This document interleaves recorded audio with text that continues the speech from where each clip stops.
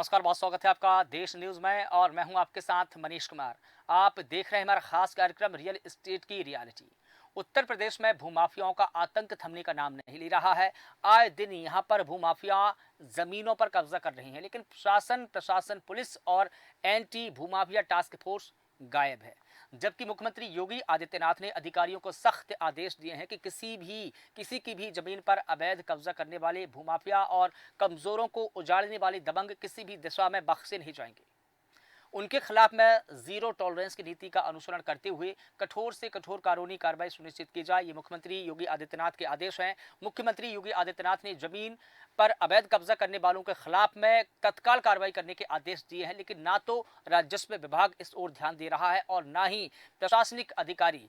ऐसे में सवाल यही है कि सीएम के सख्त आदेश के बाद भी भूमाफियाओं के खिलाफ में एक्शन क्यों नहीं लिया जा रहा है।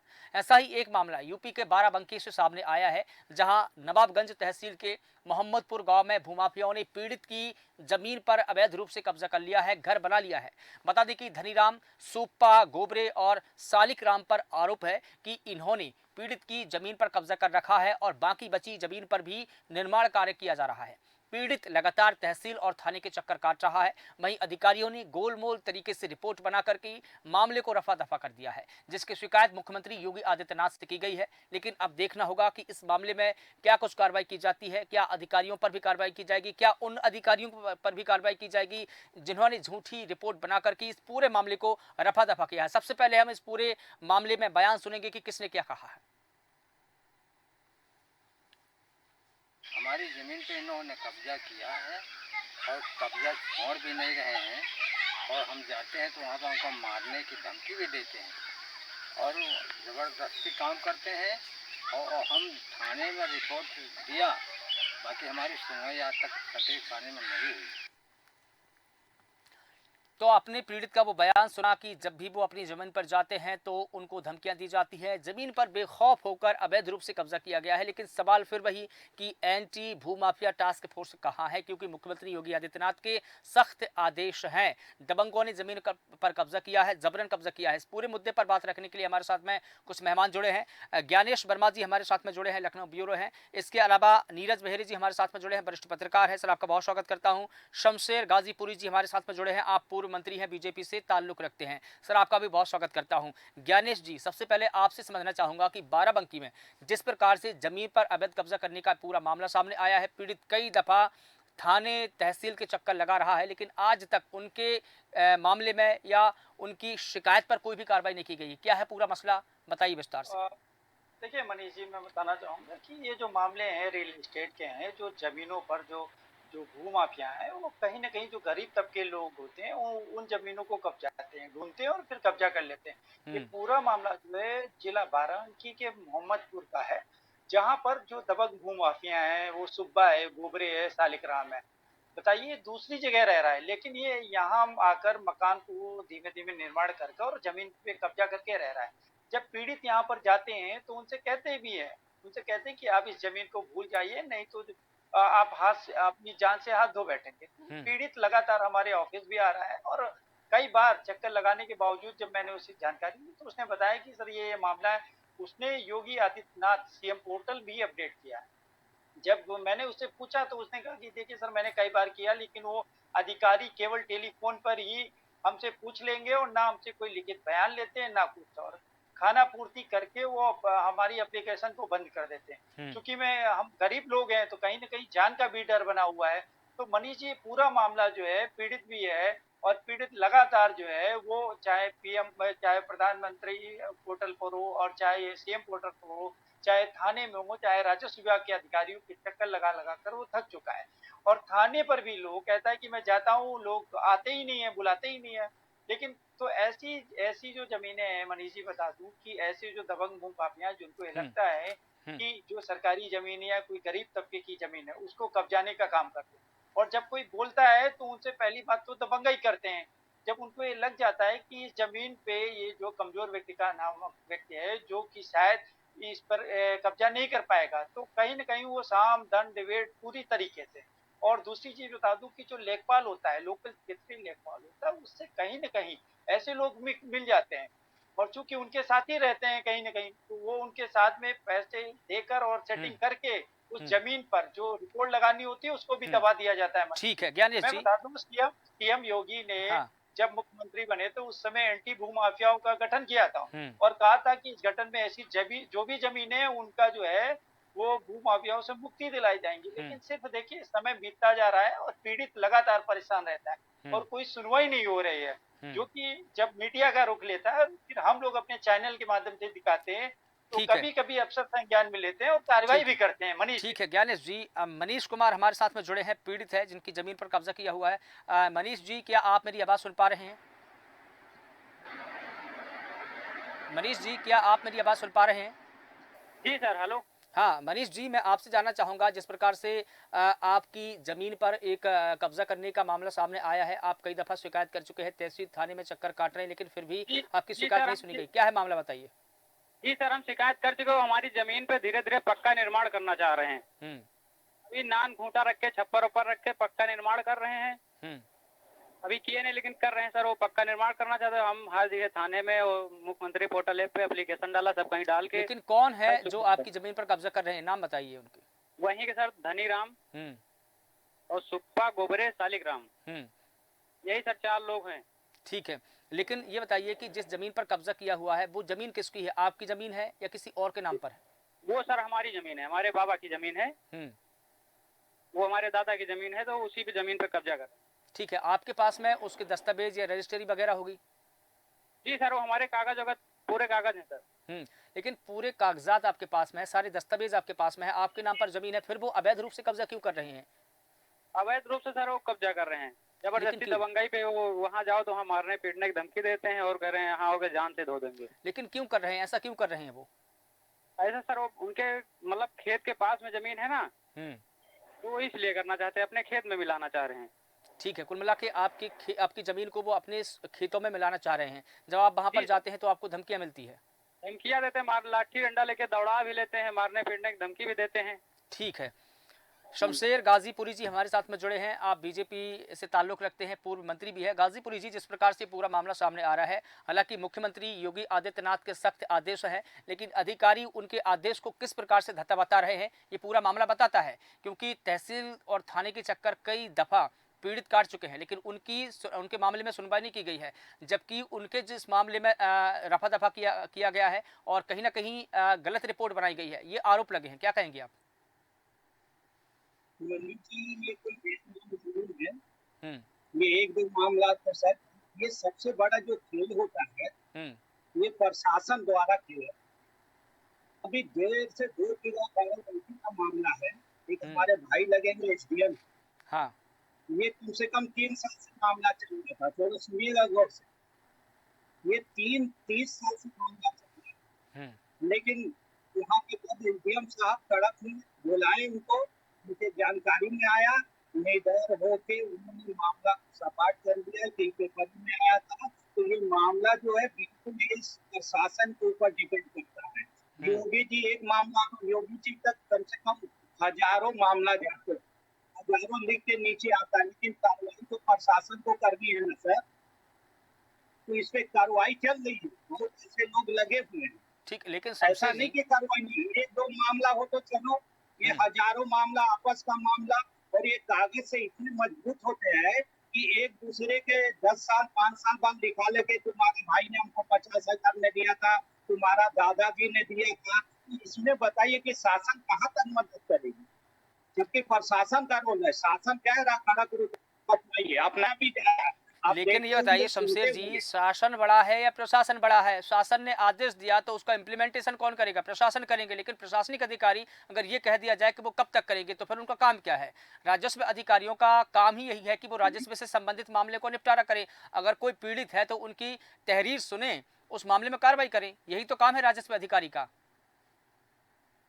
जी, शासन से आदेश आया है, हम देख रहे हैं, कार्रवाई भी हो रही है। लेकिन यहाँ कागज जब दिखा देते हैं कि इन्होंने 20,000 लेके, ये एडवांस लेके ऐसा काम कर रहे हैं, तो उसमें शासन को भी तो ये प्रशासन ही रिपोर्ट देगा ना सर। आप हम्म समझ हम्म गए, इसमें शासन तो आदेश दिया होगा। अभी जो इनका मामला है, अगर शासन तक पहुँचता है, मामला जब आता है कार्रवाई होगी, तुरंत होगी। लेकिन ये प्रशासन अगर चाहे तो एक दिन में कार्रवाई, एसडीएम, तहसीलदार, लेखपाल तीनों का मिली भगत से होता है। तो कितने लाख हो गए आप बताइए, लेखपाल कितने लाख हो गए, कितने हजारों में होंगे, तहसीलदार कितने होंगे, आप खुद सोचिए। ठीक है। शासन से तो आदेश आया हुआ, लेकिन आपको रिपोर्टिंग आपको करनी है ना। तो वही तो हम कह रहे हैं कि राजस्व अधिकारी इस मामले को गंभीरता से क्यों नहीं ले रहे हैं, जबकि मुख्यमंत्री योगी आदित्यनाथ ने जब अपनी जनसुनवाई करते हैं, जनता दरबार लगाते हैं, उसमें भी अगर राजस्व से संबंधित कोई मामले आते हैं, अवैध कब्जे से संबंधित कोई मामले आते हैं, तो वो स्पष्ट रूप से कहते हैं, डीएम को भी आदेश देते हैं, एसपी को भी आदेश देते हैं, तहसीलदार को भी आदेश देते हैं, एसडीएम को भी आदेश देते हैं, जो अधिकारी तत्काल रूप से वहां पर मौजूद है उसको भी फटकार लगाते हैं कि जो पीड़ित व्यक्ति है, जो गरीब तबके के लोग हैं, जो परेशान है, उनकी सुनवाई हो, उनके मामले में कार्रवाई हो। लेकिन दिक्कत यही तो है कि प्रशासन क्यों नहीं कर रहा है कार्रवाई, जबकि देखिए पीड़ित ने ये आरोप लगाए हैं कि उनके मामले को रफा दफा करने के लिए नकली रिपोर्ट बना दी गई है। ये कितनी भयंकर लापरवाही है, कितना बड़ा मामला है। इसकी जांच हो रही होगी, जांच के बाद बिल्कुल आदेश आया हुआ, ऊपर से शासन का आदेश है, प्रशासन के ऊपर तुरंत कार्रवाई किया जाए, कार्रवाई हो रही है। अगर इनका जांच की बात पाया गया तो तुरंत कार्रवाई होगी। ठीक है, नीरज मेहरी बनाए रखिए। ठीक है, नीरज मेहरी जी हमारे साथ में जुड़े हैं, वरिष्ठ पत्रकार है। नीरज जी, जिस प्रकार से पूरे मामले को हम देख रहे हैं कि एक तरफ जो पीड़ित व्यक्ति है मुसद्दी लाल की तरह ऑफिस दर ऑफिस के चक्कर काट रहा है, तहसील में भी जा रहा है, थाने में भी जा रहा है, अधिकारियों के पास भी जा रहा है, और एक ही गुहार है, जब उनकी सुनवाई नहीं हुई तो उन्होंने मुख्यमंत्री योगी आदित्यनाथ को गुहार लगाई। अब देखिए, उन पर कार्रवाई करने की बजाय उन्होंने नकली रिपोर्ट बना दी और मामले को रफा दफा करने की कोशिश की। अगर राजस्व के अधिकारी, जो प्रशासनिक अधिकारी है, इस तरह से कार्रवाई करेंगे और ऐसी कार्रवाई करेंगे तो पीड़ित व्यक्ति का क्या होगा? जो आम लोग हैं वो कहां जाएंगे अपनी गुहार लेकर? मनीष जी, जिस हिसाब से राजस्व परिषद या राजस्व के से जुड़े जिलों में तैनात अधिकारी हैं और लेखपाल हो, तहसीलदार हो, एसडीएम हो, ये निश्चित रूप से सरकार की जो भूमिका है कि प्रदेश की जनता का विकास और उनको न्याय, ये निश्चित रूप से उसमें सरकार की इम्प्लीमेंट करने में नाकाम है। जिलों में या सीधी बात है, जिलों में जो अधिकारी तैनात है वो निश्चित रूप से सरकार की छवि कर रहे हैं, और वही जो मुख्यमंत्री मंडल या ITRS चीजें डाली जाती है, निश्चित रूप से उन्हीं की मदद हुए जहाँ बैठे अफसर उसमें गोल गोल रिपोर्ट लगाकर उनके बचाव में उलझे हुए। दूसरी बड़ी बात, निश्चित रूप से की इच्छा है कि उत्तर प्रदेश में विकास हो, न्याय मिले, इसीलिए एंटी माफिया एक स्क्वाड बनाया था जिसका काम यही था। लेकिन पूरी जब यहाँ आ जाती है, ऐसे पीड़ित व्यक्ति को जब वो न्याय की बात करता है, जब तक उनके पास कागज पहुंचता है, तो निश्चित रूप से ये लेखपाल, तहसीलदार स्तर के लोग, राजस्व विभाग के लोग कमंगों से मिलकर और उनकी मिली भगत से ये उल्टी सीधी रिपोर्टें वहां भेज देते हैं, जिसकी वजह से वो अधिकारी जो एंटी भूमाफिया स्क्वाड में है, उनको काम तो उसी रिपोर्ट पर करना है। जब तक वो रिपोर्ट उनसे नहीं पकड़ी जाएगी तब तक वो नहीं काम करेगा। तो निश्चित रूप से ये एक मकड़ जाल जो है भूमाफिया में। लेकिन ठीक है नीरज जी, मुख्यमंत्री योगी आदित्यनाथ ने अपनी सरकार के गठन के जस्ट बाद में जिस टीम का गठन किया था वो एंटी भूमाफिया टास्क फोर्स है। उस टास्क फोर्स ने आज तक, जब से उसका गठन हुआ है तब से लेकर की अब तक की बैठक तक नहीं की है, अपनी रिपोर्ट का, अपने जो काम थे उनकी समीक्षा तक नहीं की है। आपको लगता है कि जिस टास्क फोर्स ने, जिसके लिए ही गठन किया गया था, अवैध कब्जों के लिए, भूमाफियाओं के लिए, उन्होंने बैठक नहीं की है, वो कार्रवाई करेंगे? निश्चित रूप से अगर उन्होंने बैठक नहीं है तो की है तो उनके खिलाफ भी शासन स्तर से कार्रवाई हो और उसको गठन को फिर खत्म किया जाए। जब वो जनता की बात ही नहीं सुनेंगे तो फिर जनता के लिए काम नहीं करेंगे तो मुख्यमंत्री को बदलाने नहीं चाहिए, उनको तत्काल हटा देना चाहिए। और जो मेरी बात एक और ये है कि जो जिलों में तैनात लोग हैं, चाहे वो किसी भी डिपार्टमेंट, पुलिस की भी लापरवाही इसमें सामने आ रही है कि पुलिस ने रिपोर्ट उसके फिर नहीं लिखी, FIR नहीं लिखी। तो अब तो चूंकि नए नियम जो नए कानून लागू हो गया है, तो निश्चित रूप से उसमें ये प्रावधान है कि 3 दिन के अंदर FIR होगी, तो निश्चित रूप से इनको प्रावधान का फॉलो करना चाहिए और उनको न्याय मिलने की हमारी और आपकी इच्छा रहती है। लेकिन निश्चित रूप से जिलों में तैनात भ्रष्टाचार और उलझकर इन ऐसे जैसे गरीब लोग का निश्चित रूप से जमीन पर कब्जा अपराध, भूमाफियाओं का है। और जो वादे सरकार अभी करके आई थी कि भूमाफियाओं के साथ ठीक है, दूर तो चले भूमाफियाओं के खिलाफ, लेकिन अब ठीक है, भूमाफियाओं के खिलाफ कार्रवाई करने में सरकार ठीक है नाकाम नीरज जी। नजर आ रही है। ठीक है नीरज जी, हमारे साथ में माता प्रसाद जी जुड़े हैं, जो अधिवक्ता है। क्या सर आप मेरी आवाज़ सुन पा रहे हैं? बिल्कुल, आपकी जी, आवाज़ आ रही है। ठीक है। सर मैं आपसे जानना चाहूँगा, जिस प्रकार से आपने देखिए पूरा मसला समझ लिया होगा, सभी की आपने टिप्पणियाँ भी सुनी, पूरे मसले को आपने देखा। अब देखिए जिस प्रकार से हम अधिकारियों की बात करें, तहसील के अधिकारियों की या थाने के अधिकारियों की या एंटी टास्क फोर्स की, उनकी जो ज़िम्मेदारी थी वो अपनी ज़िम्मेदारी, अपनी जवाबदेही पर खरे नहीं उतर पाए हैं, और यही कारण है कि पीड़ित व्यक्ति दर-बदर भटक रहा है। कैसे देखते हैं इस मामले को आप? देखिए, जितने भी राजस्व कर्मचारी होते हैं, निचले स्तर के, चाहे वो तहसीलदार हों, लेखपाल हों या उपजिलाधिकारी हों, ज़मीन संबंधित मामले इन्हीं के पास आते हैं हुँ, और एक-दूसरे को ज़िम्मेदारी डालते हुए जाँच दी जाती है। ये जाँच में जो होता है वो हमेशा ही परेशान किया है, क्योंकि दोषी पक्ष होता है, उससे कहीं न कहीं लाभान्वित जो लेखपाल होता है हो जाता है, और लेके ही कोर्ट को माँग करके जितने उच्च अधिकारी होते हैं वो रिपोर्ट को सबमिट कर देते हैं। और जो ऊपर रिपोर्ट जाती है, जो आईजीआरएस होता है, वो जो कि सही रिपोर्ट नहीं लगती है। हुँ। मनमानी लेकिन रिपोर्ट जाती है, जब धरातल पर उनकी वास्तविकता से वो दूर होता है। बिल्कुल ठीक है। देखिए अधिकतर हमने मामलों में ऐसा देखा है कि जब भी कोई पीड़ित व्यक्ति राजस्व के मामले को लेकर के थाने में जाते हैं, तो थाने वाले ये बोलते हैं कि हमारा काम नहीं है, तहसील का काम है। तहसील में अगर जाते हैं तो वो किसी लेखपाल के पास पहुंचा देते हैं, फिर बोल देते हैं कि आप एसडीएम के पास में जाइए, फिर बोल देते हैं कि आप कलेक्टर के पास में जाइए। जब सारे प्रशासनिक अधिकारी अपनी जिम्मेदारियों से पल्ला झाड़ेंगे तो ऐसे मसले हल कैसे होंगे? जो शासन की मंशा है, जो मुख्यमंत्री की मंशा है, उन पर तो पानी फिर रहा है। देखिए, इसमें 2 चीज़ें होती हैं। राजस्व का जब मामला होता है, तो डीजीपी का शब्द उसमें एक आदेश है कि राजस्व के मामले में पुलिस हस्तक्षेप नहीं करेगी। लेकिन वहीं पे कार्य होता है कि जो लॉ एंड ऑर्डर है, पुलिस मेंटेन करेगी। हम्म, कोई दंगा-फसाद नहीं होने देगी। हम्म, और जो राजस्व का काम होता है कि उप-जिलाधिकारी जो एसएचओ होता है, वो एसडीएम को लिखता है या लेखपाल लिखता है एसएचओ को कि उनके फोर्स की आवश्यकता है और हम्म, वहाँ पे नपाई-जोपाई उसकी हो रही है। तो हम्म, थाना अध्यक्ष उस फोर्स को मुहैया कराता है। हम्म। लेकिन इन्हीं दोनों के झगड़ों के बीच में जो पीड़ित होता है, वो हमेशा पिसता ही रहता है। वो कभी कहते हैं आप एसडीएम से आदेश करा के लाइए, तो लेखपाल कहता है आप एसएचओ से जाके आदेश करा के हम्म। लाइए। इस चक्कर में चक्कर काटता रहता है नहीं, और वो लेकिन दर-दर देखिए ठोकरें खाने में मजबूर ठीक होता है, है। जब लेकिन मामला जहाँ तक मुख्यमंत्री ठीक है, लेकिन जब मामला जी, जी, थाने में जाता मुख्यमंत्री है चाहते और थे। जब धमकियाँ दी जा रही है, तो कम से कम धमकियों पर तो एफआईआर दर्ज करनी चाहिए। अगर आप एफआईआर दर्ज भी नहीं कर पा रहे हैं, तो कम से कम मौके पर जाना चाहिए। कोई भी अधिकारी हो, चाहे वो जी, राजस्व का यही अधिकारी हो, चाहे प्रशासनिक अधिकारी हो, उनको मौके पर जाना चाहिए, स्थिति को देखना चाहिए। स्थिति को भाँप कर आप जो भी उचित कार्रवाई लगे, वो करिए। कोई ऐसा नहीं है, कोई दबाव नहीं है कि आपको कार्रवाई करना ही है, नहीं करना है।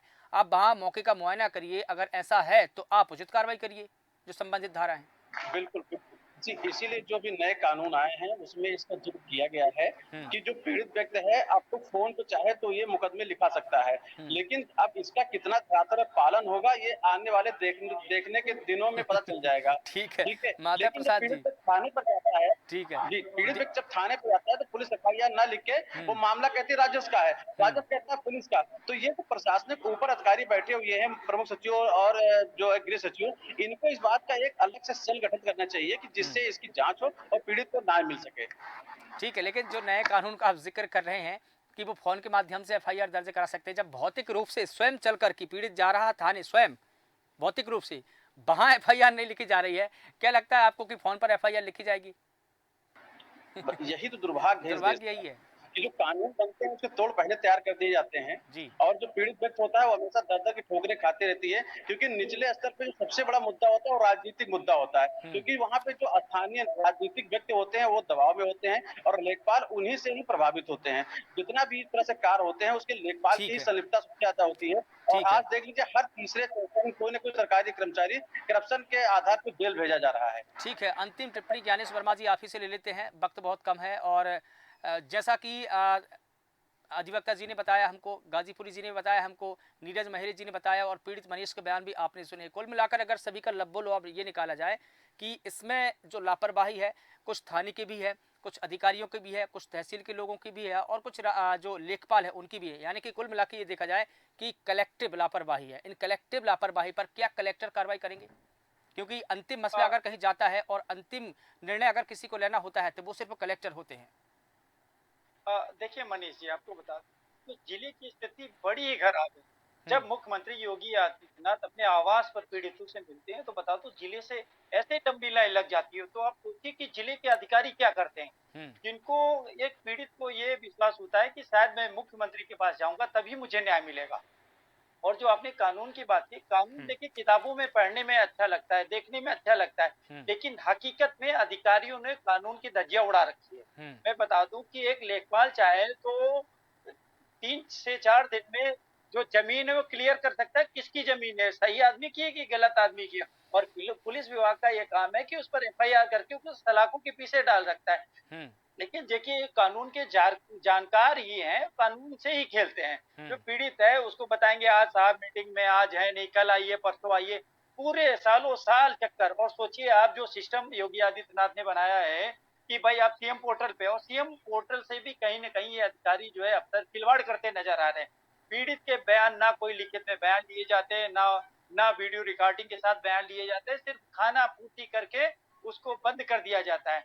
तो ये तंत्र को तोड़ने में सबसे ज्यादा जो है ना, ये नियम कानून को तोड़ने में सबसे ज्यादा जो अधिकार है, जो जानकार है, वही तोड़ते हैं। ठीक है ज्ञानेश जी, ठीक है ज्ञानेश जी, देखना होगा कि इस पूरे मामले में कार्रवाई क्या होगी। फिलहाल इस मुद्दे पर बात रखने के लिए आप सभी का बहुत शुक्रिया। तो बता दें कि उत्तर प्रदेश में जमीन पर बेखौफ होकर कब्जा हो रहे हैं, अवैध कब्जा हो रहे हैं, लेकिन एंटी भूमाफिया टास्क फोर्स जिसका खुद मुख्यमंत्री योगी आदित्यनाथ ने गठन किया था, वो फोर्स कहाँ है? दबंगों ने जमीन पर जबरन कब्जा किया हुआ है। ऐसे कई मामले आए दिन सामने आते रहते हैं, लेकिन फिर भी राजस्व विभाग, राजस्व अधिकारी अपनी आंखों की जो पट्टी है वो नहीं खोल रहे हैं, लगातार पीड़ित परेशान हो रहे हैं। ऐसे में सवाल यही है कि क्या मुख्यमंत्री योगी आदित्यनाथ की जो मंशा है वो अधिकारी उनकी मंशा पर ऐसे ही पानी फेरते रहेंगे? फिलहाल देश न्यूज़ के खास कार्यक्रम रियल एस्टेट की रियलिटी में बस इतना ही। मुझे दीजिए इजाजत और आप लगातार बने रहिए देश न्यूज़ के साथ। नमस्कार।